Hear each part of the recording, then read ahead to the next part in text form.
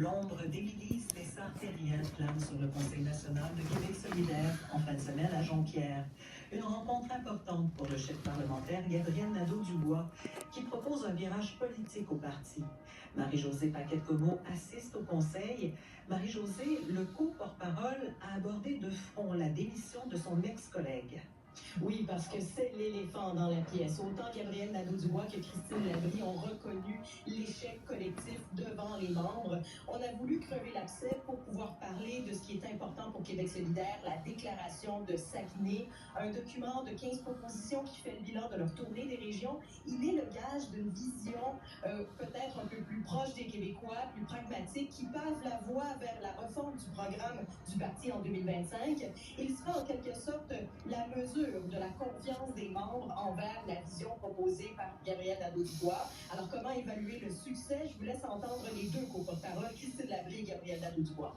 Je dirais que ça va être l'enthousiasme des membres en sortant d'ici dimanche. C'est des décisions collectives qu'on prend en fin de semaine. Donc, pour moi, le succès de ces décisions-là, c'est le niveau de mobilisation des membres. 100% d'accord avec Christine. Il y a des votes qui vont être importants, on ne se le cachera pas. Mais par exemple, la déclaration de Saguenay, là, contrairement à ce que certains ont pu laisser sous-entendre, c'est pas un take it or leave it, là. On verra le produit final. C'est sûr que nous, ce qu'on souhaite, c'est qu'elle soit adoptée.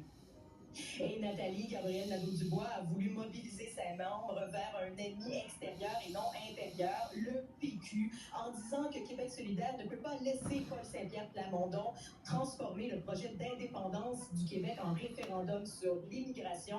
Et c'est à ce moment qu'il a eu droit à une ovation complète de la salle. Merci Marie-Josée. Merci. Les négociations entre les médecins de famille et le gouvernement Legault s'invitent au Conseil général de la CAQ. Des pourparlers difficiles de l'aveu même du ministre de la Santé, Christian Dubé, qui accuse leur syndicat de faire de la désinformation. Véronique Prince est sur place à Saint-Hyacinthe. Véronique, le ministre Dubé met les médecins en garde de ne pas réduire leur service aux patients. Oui, M. Dubé sous-entend qu'il a reçu des données hier qui lui démontrent qu'à partir du 1er juin, il y a moins de plages de rendez-vous offertes pour les patients, parce que la veille, le 31 mai, une entente avec les omnipraticiens prend fin. Il prétend que des lettres ont été envoyées à ses collègues députés dans lesquelles des arguments des médecins lui font craindre que les services aux Québécois vont être affectés. D'ailleurs, un conciliateur vient d'être nommé dans le dossier.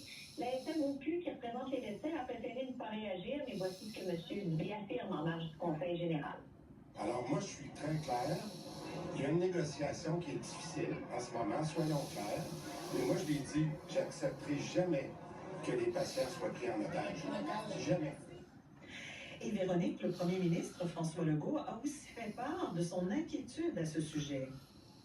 Oui, il a demandé l'appui de ses militants alors que les sondages sont au plus bas et qu'il appréhende les prochaines semaines, surtout en santé, a-t-il dit, alors que la négociation n'est pas réglée encore avec la FIC qui représente les infirmières et que les négociations s'amorcent aussi avec les deux fédérations de médecins. On l'écoute à son tour. C'est pas facile avec les syndicats en santé, les syndicats de médecins, en particulier les médecins de famille. Les prochaines semaines vont être très dures. Alors, le Conseil doit prendre fin aujourd'hui du côté de Saint-Hyacinthe. Merci, Véronique. Au revoir. En France.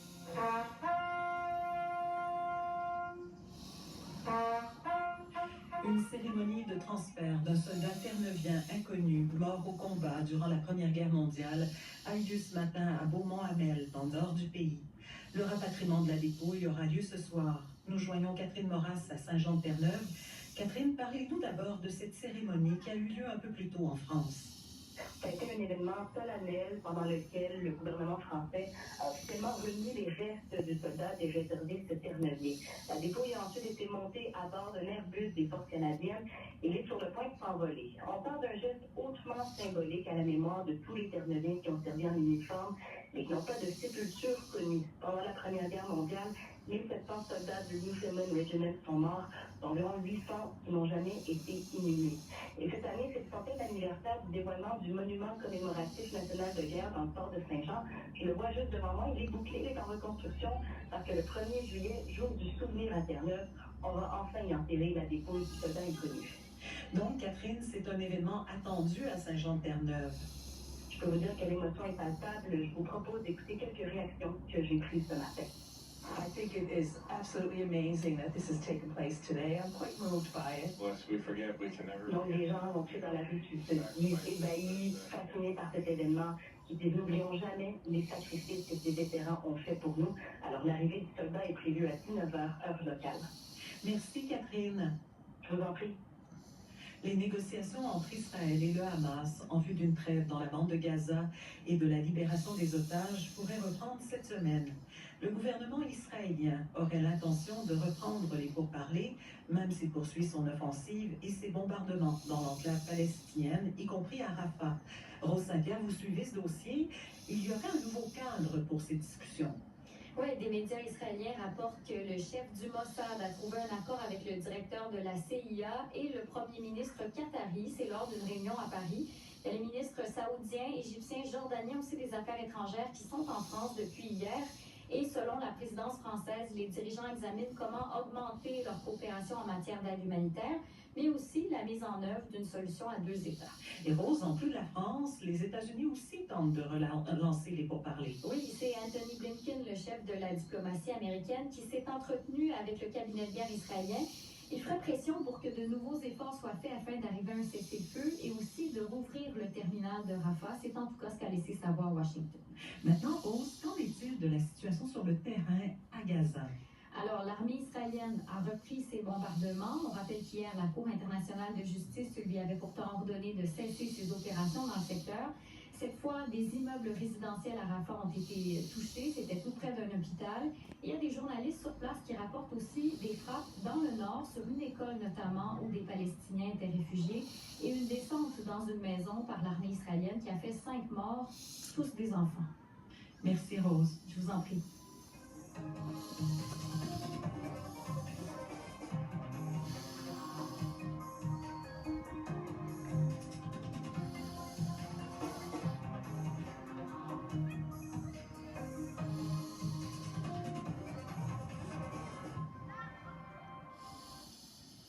Ici Raphaël Beaumont-Drouin, voici vos informations régionales. Un feu d'origine potentiellement criminelle a jeté plusieurs résidents à la rue hier soir dans le quartier Limoilou. L'incendie a pris naissance peu avant 19h dans un logement au 10e étage d'un HLM d'une centaine d'unités.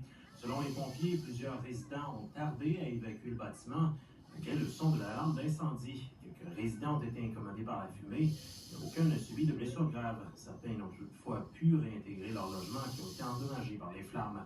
L'incendie a été maîtrisé, le dossier a été confié aux policiers.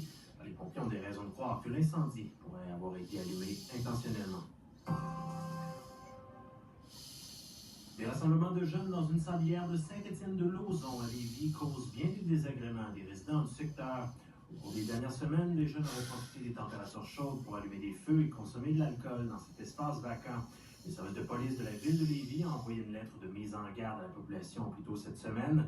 Le porte-parole du SPVL, Jean-Sébastien Levent, veut sensibiliser les parents afin de prévenir des débordements. Au fil des années, c'est devenu un irritant pour les gens du secteur. On sollicite, par l'envoi de cette lettre-là, l'assistance des parents pour nous aider un peu là, à enrayer ce problème-là, comme je le mentionnais. En leur mentionnant un peu c'est quoi la réalité des choses, à quoi les jeunes s'exposent quand ils vont faire ces attroupements-là. Donc, on va aller chercher l'appui des parents. Puis ça commence à la maison, l'éducation, au lieu qu'on ait à faire de la répression sur le terrain. Plus tôt ce mois-ci, d'autres débordements, cette fois-ci du côté de Parc de Québec, ont nécessité l'intervention de policiers.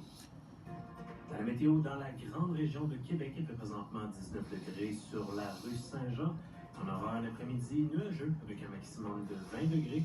Cette nuit, 30% de probabilité d'averse et ce sera plutôt frais avec un minimum de 10 degrés. Happy birthday, brother German.